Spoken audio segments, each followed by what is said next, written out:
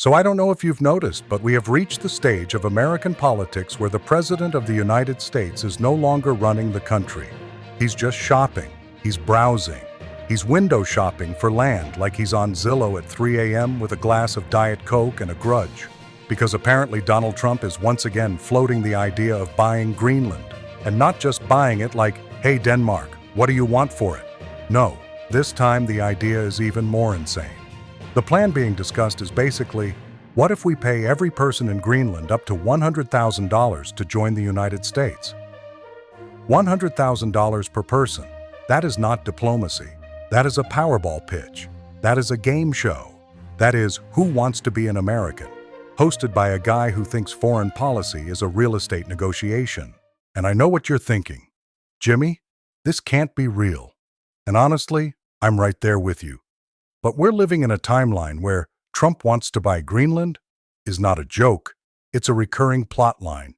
It's like the Fast and Furious franchise. Every few years it comes back, it's louder, it's dumber, and it involves something that should not be moving at high speed. And the craziest part is, this isn't even happening in a vacuum.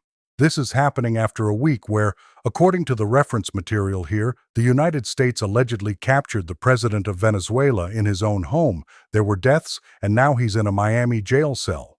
Which, if that's accurate, would be one of the biggest geopolitical events of our lifetime. And Trump's response is basically, cool, now let's go get the big ice cube. It's like watching someone win a fist fight at a bar and immediately go, great, now I'm going to fight the ocean. So let's talk about what's going on, because buried underneath the absurdity, underneath the "are we sure this isn't a Mad Lib" energy, there's a real strategy here. There are real stakes. And there's a reason Greenland keeps showing up in America's fantasies, like it's the last slice of pizza at a party. First of all, Greenland is not some tiny frozen rock nobody cares about. It is the largest island on Earth. It's huge. It's about 836,000 square miles. Most of it is covered in ice, like 80%, and it has a population of around 57,000 people. That's not even a small city. That's like a big college football stadium. That's fewer people than attend a Taylor Swift concert weekend. Greenland is basically a country-sized Costco with a population of one Costco, and it belongs to Denmark. Or technically, it's part of the Kingdom of Denmark, and Greenland has its own self-government for a lot of internal stuff. But Denmark handles defense and foreign policy. So it's not fully independent, but it's not just Denmark's backyard either. It's complicated. It's like being an adult who still shares a Netflix account with their parents. You're independent, but not completely. So why does Trump want it? Why does America want it? Why have multiple U.S. presidents tried to buy it before? It's not because Trump wants to open a golf course there. Although honestly, I wouldn't put it past him. Welcome to Trump Ice Links, where every hole is a par 7 because the ball froze. The real reason is location, location, location. And not in the cute neighborhood good schools way. In the this is where missiles fly way. Greenland sits between North America and Europe, and more importantly, it sits right under the shortest path between the United States and Russia over the North Pole. That's not some abstract map nerd fact. That's the reason the U.S. has had a military presence there for decades. There's a U.S. base up there. Today it's called Pituffik Space Base, previously known as Thule Air Base. It's way up in the Arctic, hundreds of miles above the Arctic Circle. It's basically the end-of-the-world base. If you've ever seen a movie where someone gets stationed somewhere so cold their eyelashes freeze, that's this place.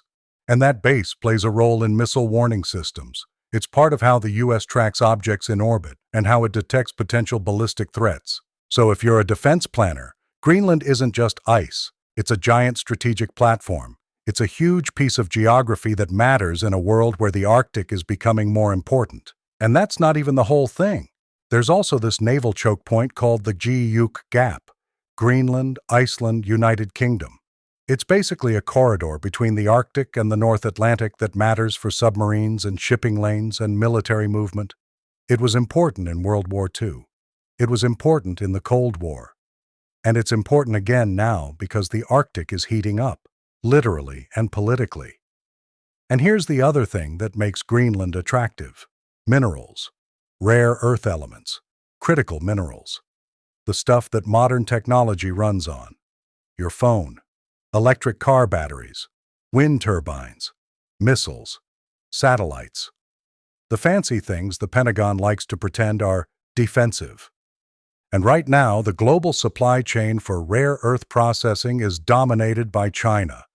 That's a huge vulnerability for the United States, because it means in a crisis, you could have the raw materials in the ground, but you don't have the ability to process them at scale. It's like having a farm full of wheat, but no oven. Congratulations, you own flour. You can't eat it. Greenland is believed to have significant deposits of these minerals. And that makes it the kind of place that big powers look at and go, huh, that might matter a lot in 20 years. So, on one hand, you can say Trump is being ridiculous. On the other hand, you can also say, Greenland is legitimately important. It's not a random obsession. It's strategic. The problem is the way Trump goes about it.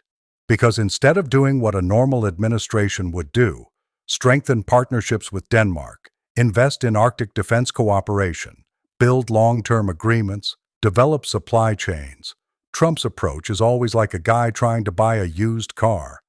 How much for the island? No. Okay, what if I give the people cash?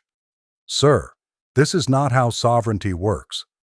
It's how it works for me. The reported idea here is basically, don't buy Greenland from Denmark. Buy Greenland from Greenlanders. Offer direct payments to the residents, somewhere between $10,000 and $100,000 per person, to convince them to vote for independence from Denmark and then join the United States. Now just take a moment and appreciate how insane that is. The United States is allegedly considering a plan that sounds like a crypto scam pitch. Hey guys, we're launching a new nation. You get $100,000 just for signing up. No catch. Totally legit. Please ignore the fact that this is happening on a government letterhead. And of course, Trump loves this idea because it sounds like a deal. It sounds like a transaction. It sounds like he's buying something. It's simple. It's flashy. It's a big number. Trump loves big numbers. If Trump had to choose between a good policy and a bigger number, he would pick the bigger number and then claim it's the best policy anyone's ever seen. And in Trump's mind, it's also cheap, because Greenland has about 57,000 people. So if you paid every single person $100,000, that's $5.7 billion total, which sounds like a lot until you remember we live in a country where we spend more than that on things we forget about by Tuesday. We have defense programs that cost more than that and don't even work. We have corporate bailouts that cost more than that and come with a free apology. So in Trump's head, he's thinking, I get a whole island for $5.7 billion. That's a bargain. That's like buying Manhattan for the price of a few stadiums. But this is where reality steps in and goes, hi, hello, I'm reality, and I'm here to ruin your fun. Because Greenland is not a prize on a shelf. It's not an empty property. It's not a piece of real estate. It's a place with people, culture, history, identity, and political structures. And those people, by most accounts, don't want to become Americans. Many want more independence from Denmark, sure. But independence doesn't automatically mean, and then we join the US like it's a rewards program. Also, Denmark is a NATO ally. And you can't just casually absorb territory from a NATO ally like you're rearranging furniture. If you try to take Greenland by force, you're basically attacking an ally. That would shatter NATO. That would be one of the biggest diplomatic disasters imaginable. It would confirm every fear about American imperialism. It would hand propaganda victories to Russia and China on a silver platter. And it's not like Denmark is going to shrug and go, well, you got us. Denmark is not a joke country. It's a serious country. It has a military. It has alliances. It has international support. It's not huge, but it's not helpless. And even if Denmark couldn't stop the US militarily, the diplomatic consequences would be catastrophic. So Trump's team reportedly knows that, which is why this Pay the People plan is being floated as a workaround. It's a way to avoid the "we invaded an ally" headline and instead get the "they chose to join us" headline. It's like Trump is trying to stage a hostile takeover, but with better PR. And I will say, purely as a matter of political strategy, it's clever. It's twisted, but it's clever, because it reframes the whole thing. It turns it from America buying Greenland into Greenlanders choosing America. And that matters because it's easier to sell to the public, it's easier to defend internationally, and it makes Trump look like he's doing something bold instead of something illegal. But it also raises a huge ethical question. Can you essentially buy a vote? Can you dangle life-changing money in front of a small population and pretend it's not coercive? Because let's be honest, $100,000 per person is not pocket change. That's a house down payment. That's education. That's a new life. That's the kind of money that can change a community. If you're a family in Greenland and someone says, "Hey, here's $400,000 for your household. Just vote yes." That's not a neutral offer. That's pressure. And I know what some people will say, well, they can say no. Sure, people can say no to anything. People can say no to a job offer. People can say no to a bribe.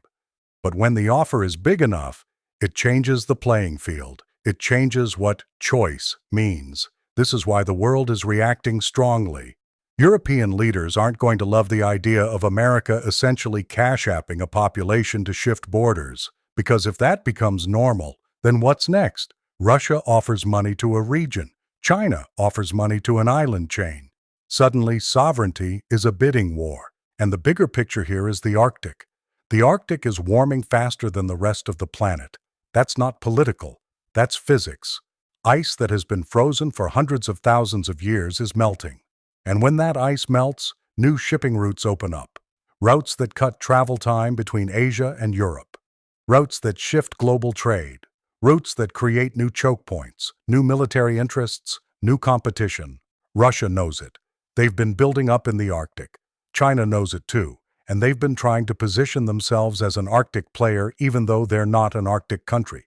They call themselves a near-Arctic state, which is like me calling myself a near NBA player. I live near a basketball court. That doesn't mean I'm in the league. But China wants influence. Russia wants control.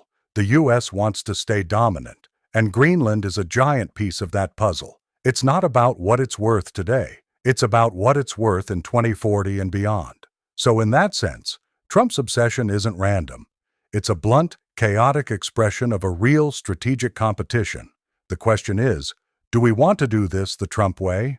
Do we want to treat geopolitics like a real estate deal? Do we want to normalize the idea that America can just buy territory by paying off populations? Because even if it works, it sets a precedent. And once you set a precedent like that, you don't get to control who uses it next.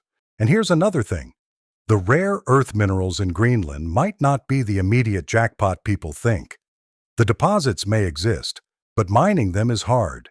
Infrastructure is limited. The climate is brutal. Construction is seasonal. The ore concentration is reportedly lower than in other places, which means you have to move a lot of material to get a small amount of usable product. And even if you mine it, processing is another issue. Processing rare earths is messy, it's expensive, it's environmentally damaging. And right now, China dominates that process. So the Greenland will save us from China's story might be real long-term, but it's not a quick fix. It's not like you buy Greenland and the next day you're building iPhones out of Arctic dirt. It would take years, maybe decades, and billions upon billions in investment, which makes the whole thing even funnier, because Trump's political brand is immediate gratification.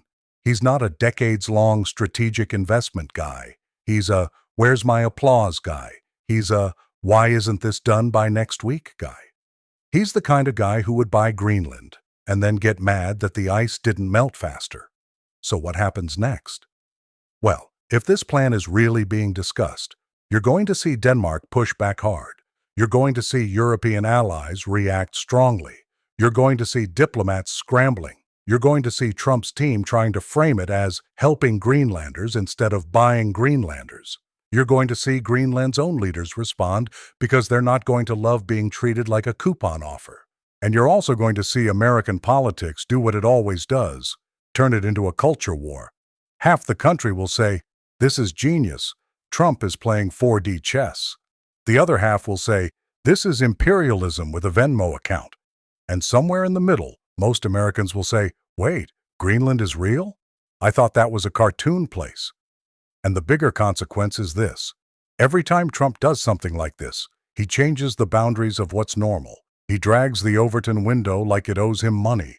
Suddenly, we're not debating whether the U.S. should strengthen Arctic alliances. We're debating whether we should buy an island by paying its residents like it's a referral program. That's the trick.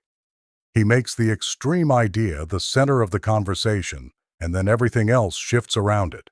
So yes, this is absurd. It's also serious, because it's about military strategy, global trade, critical minerals, climate change, and the future of alliances.